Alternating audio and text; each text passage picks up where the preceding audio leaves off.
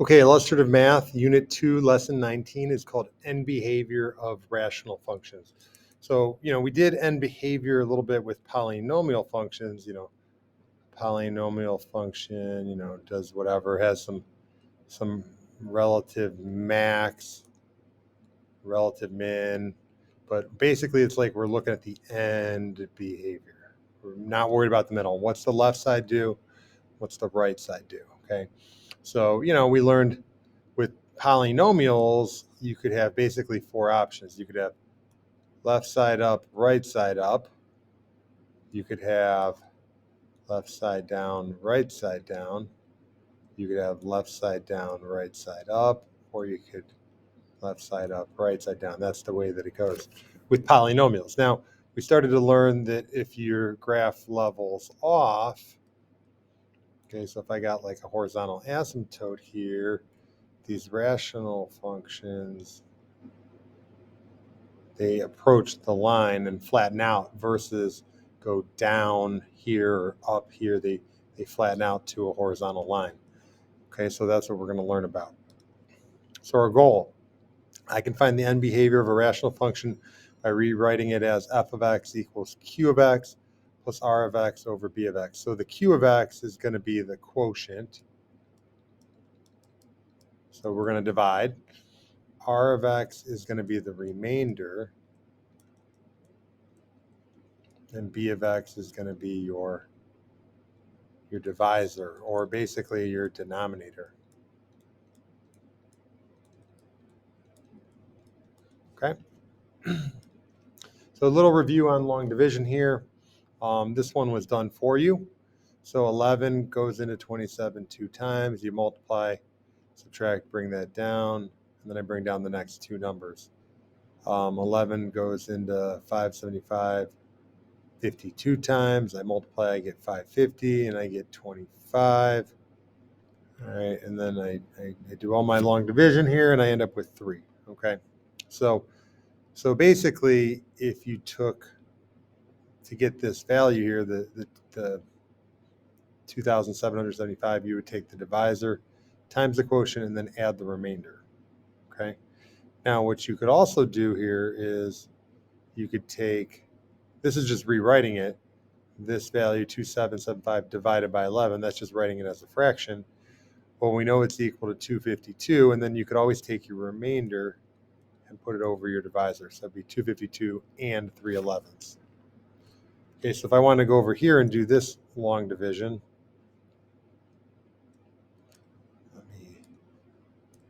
I'd multiply, I'm going to get 2x cubed plus 2x squared. I subtract. These cancel, so that gives me a 5x squared. I bring down the 7x.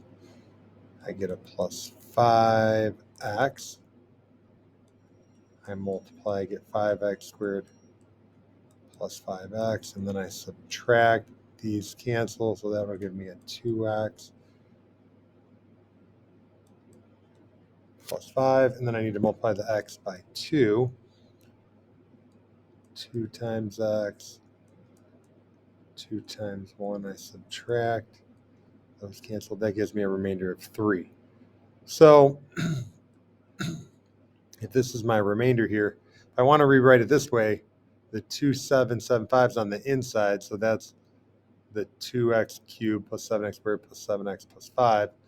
So it's going to equal the quotient times the divisor, kind of like I have here, the 11 times the 252. So I'm going to rewrite this as x plus 1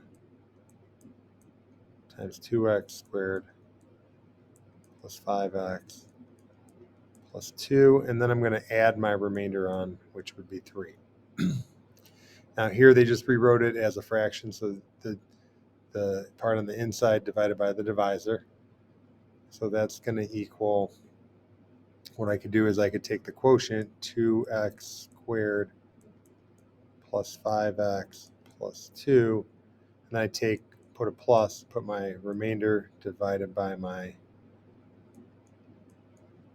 divisor. So this right here is kind of like what we had with the q of x plus r of x over d of x. Okay, so this is my quotient. That's what I got on the top. This is my remainder. And that's what I had left. And then this is what I divided by. All right. In 2000, the Environmental Protection Agency reported a combined fuel efficiency of cars that assumed 55% city driving and 45% highway driving. The expression for the combined fuel efficiency of the car that gets X miles per gallon in the city and H on the highway can be written here. All right, several conventional cars have a fuel economy for highway driving is about 10 miles per hour greater than for city. So they tell us H is equal to X plus 10. Write a function f that represents the combined fuel efficiency for cars like these in terms of X. So the function is f of X. What I'm going to do is I'm going to plug this in for the two H's, and I'm going to rewrite it with only X. It's going to be 100X times X plus 10 over 55X plus 45 times X plus 10. So if I wanted to simplify this,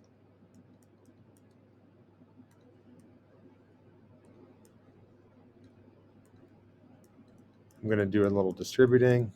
So I'm going to get 100X squared plus 1,000X over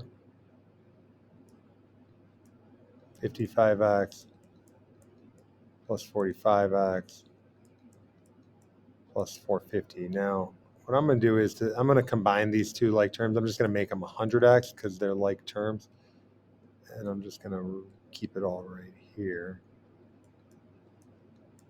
Okay. So if I wanted to rewrite it, let's do this. What's my horizontal asymptote? Let's use Bobo Boat needs DC. So this is a bigger on top. Bigger on top, none. So we have no horizontal asymptote. Okay, because my power is 2 over and then 1. So no horizontal asymptote. It doesn't ask for that, but I wanted to review it. So if I want to divide it here, okay, here's what I'm doing. I'm going to take 100X squared plus 1,000X, and I'm going to divide by 100X plus 450. So I say 100X times 10X would give me 100X times, really just X actually, sorry. 100X times X would give me 100X squared. So I multiply and then I subtract. Those cancel. This gives me negative 350X. So this would be my quotient. No, wait, I got to keep going here. 100X times what will give me negative 350X. So 100 times what number equals negative 350? I get negative 3.5. And I multiply that out. I get negative 350X. Really, there's a plus 0 here, so I can bring down the 0. Minus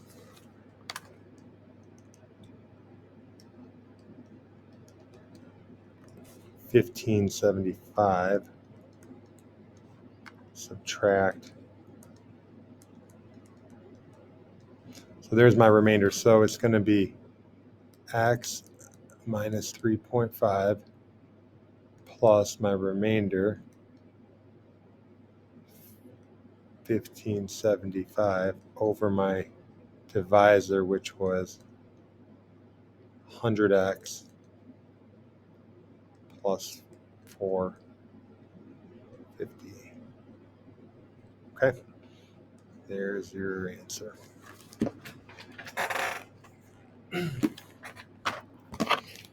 All right. So we're going to move on to the next slide here.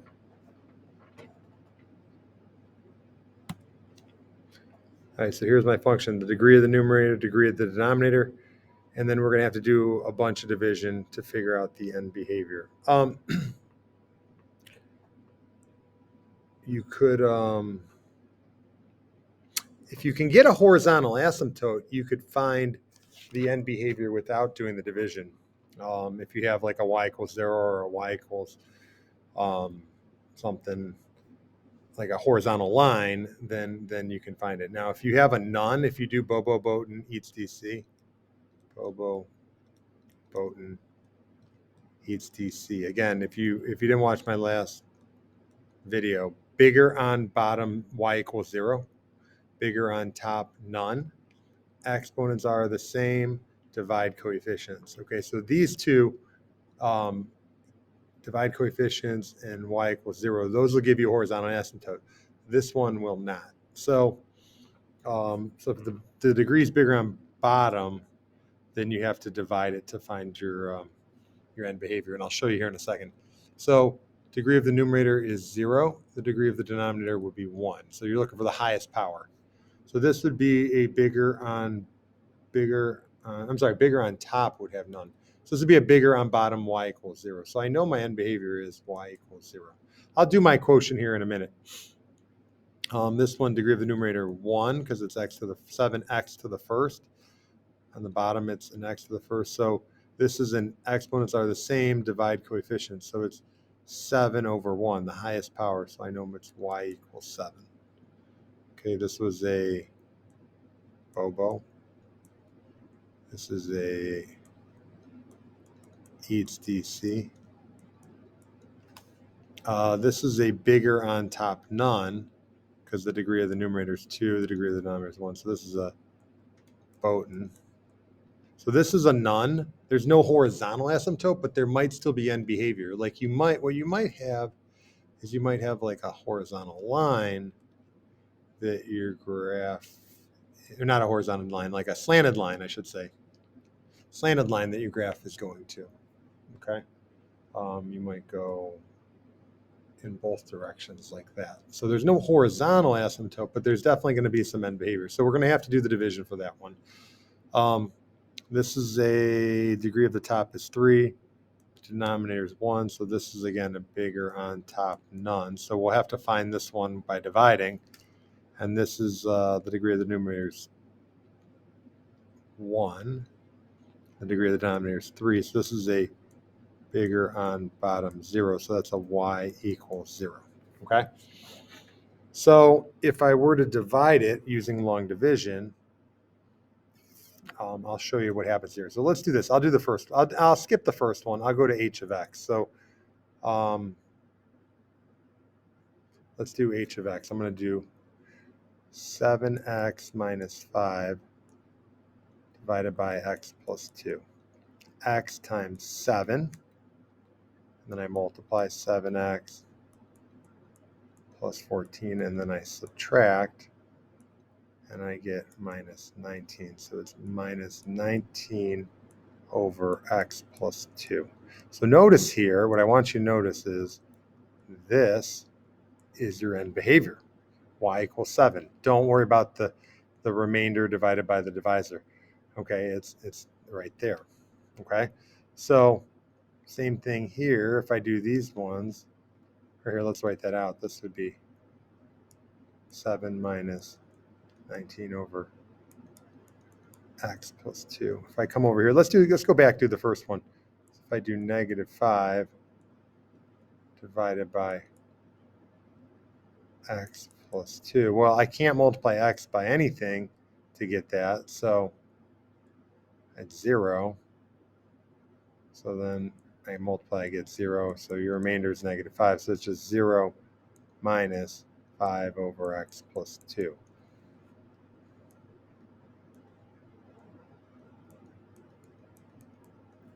All right, now let's try one of these. Let's try the j of x.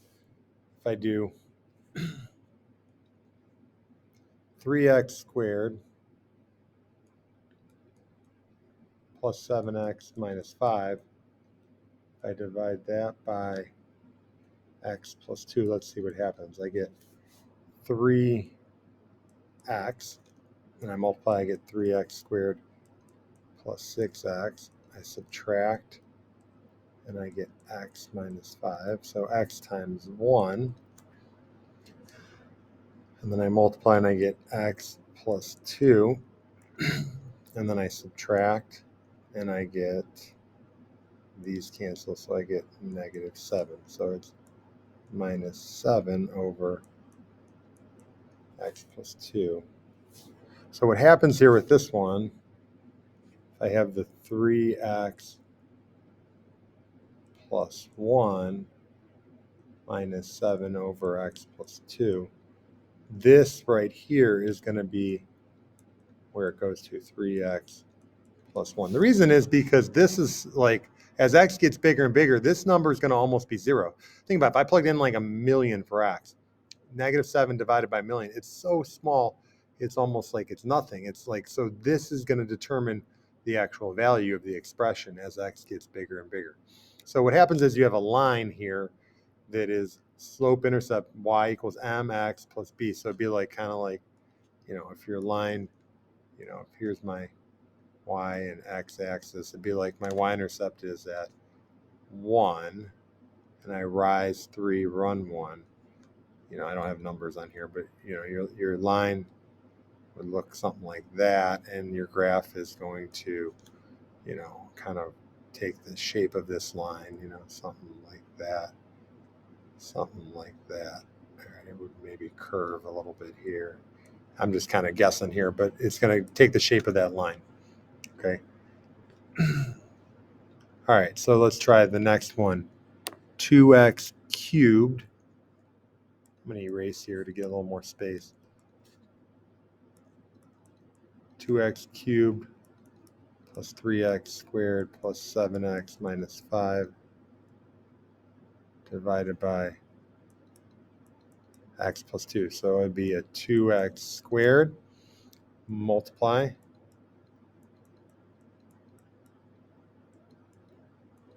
These cancel. X times negative x. So that's going to give me a negative x squared minus 2x. And then I subtract. So this becomes plus. Those cancel. I get a 9x minus 5. And then x times 9. And then I subtract. Those cancel. And I get minus 23.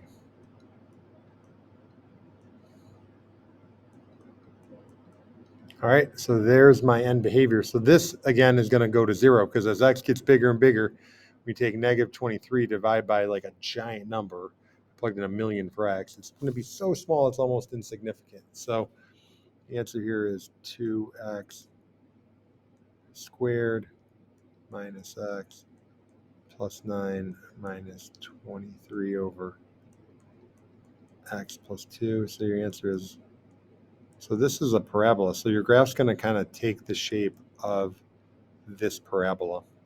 And then since this is 0, it's going to be 0 plus x plus 2 over the whole thing, 2x cubed plus 3x squared plus 7x minus 5.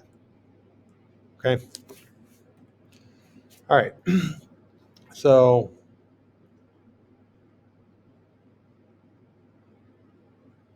this shouldn't be on here. I don't. Oh wait, no, yeah, this is. Okay. I thought it was an old lesson because it's kind of similar. So there are many cylinders with the volume of 452 cubic centimeters. Let R represent the radius of these cylinders. H is the height.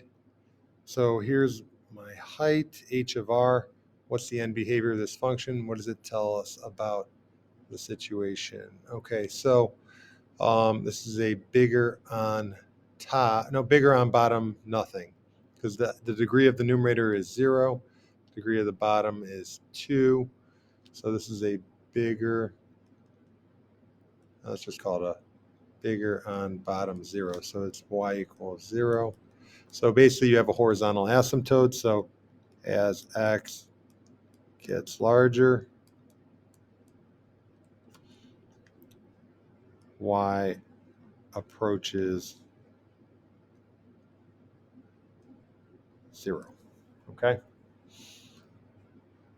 The surface area of these cylinders is defined by this function. What's the end behavior? So this is a bigger on top none. So we have no horizontal, but we might have end behavior, so I got to divide it. So I'm going to do 2 pi r squared plus 904 divided by r. So this is going to be a 2 pi r.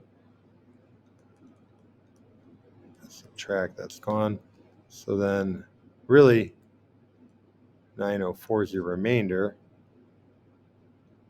So it's going to be 904 divided by your divisor. So this is what it's going to take the shape of. So the end behavior, so as x gets larger,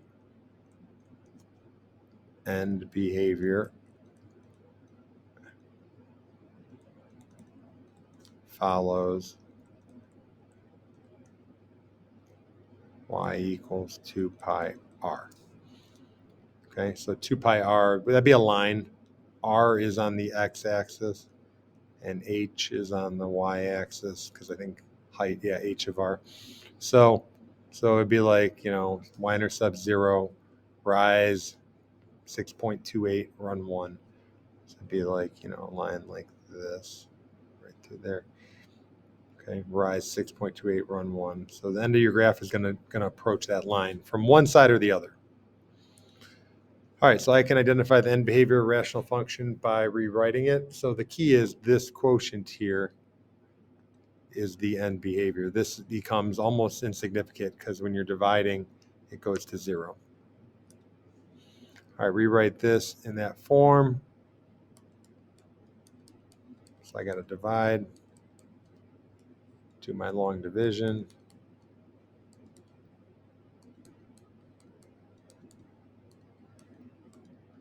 Multiply, subtract, those cancel. This becomes a plus, so I get an 8x. X times 8 gives me 8x. Multiply 8x minus 24. These cancel, this becomes 26. So divided by x minus 3. So as x gets bigger, this number approaches 0. Plug in 10,000. 26 divided by, 9,997. Pretty small number. So this ends up being insignificant. So your end behavior is y equals x plus 8. Kind of chop off the remainder there. Okay, so it's a slanted asymptote, basically. All right, hope you enjoyed this video. Thank you for watching.